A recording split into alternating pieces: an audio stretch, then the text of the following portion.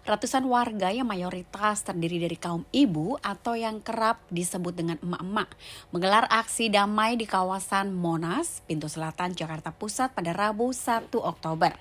Mereka menuntut pemerintah untuk segera melakukan evaluasi secara menyeluruh terhadap program MBG yang sejak awal digadang sebagai solusi penanganan stunting.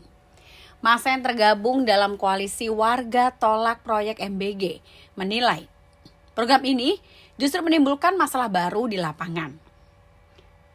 Sepanjang perjalanan menuju titik aksi, mereka menyerukan yel-yel tolak MBG yang menggema di area sekitar Monas.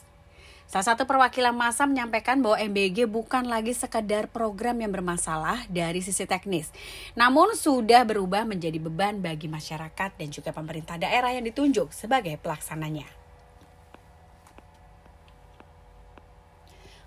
Koalisi juga menilai pelaksanaan MBG selama ini carut-marut, mulai dari pengadaan bahan pangan hingga distribusi ke sekolah-sekolah. Mereka juga menyoroti tidak adanya mekanisme pengawasan yang sangat jelas. Sementara pelaksanaan di lapangan kerap dipaksa bekerja di luar kapasitas mereka. Kondisi ini menurut mereka tidak hanya merugikan peserta didik saja, namun juga merugikan dan menekan tenaga pengajar yang harus ikut terlibat dalam persiapan memadai. Dalam aksinya, massa juga membawa sejumlah spanduk bernada protes. Di antaranya bertuliskan evaluasi MBG sekarang juga dan stop jadikan anak didik sebagai korban MBG.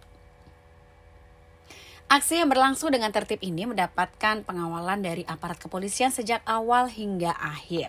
Gelombang titik terhadap MBG bukan kali ini saja muncul. Sebelumnya sejumlah guru, kepala sekolah hingga organisasi masyarakat sipil juga menyuarakan keberatan terhadap pola pelaksanaan program tersebut. Kami memahami bahwa ini menjadi program dari pemerintah dan kami mengapresiasi Pak Prabowo untuk meningkatkan gizi anak-anak Indonesia. Namun juga kita harus lihat bahwa kenyataannya di lapangan mekanismenya itu masih belum bisa dibilang sempurna gitu kan. Tapi jangan dijadikan anak-anak kita adalah uji coba gitu, jadi kelinci percobaan. Kasihan mereka. Dan apalagi memang makan bergizi yang sehat adalah bagian dari hak anak Indonesia gitu.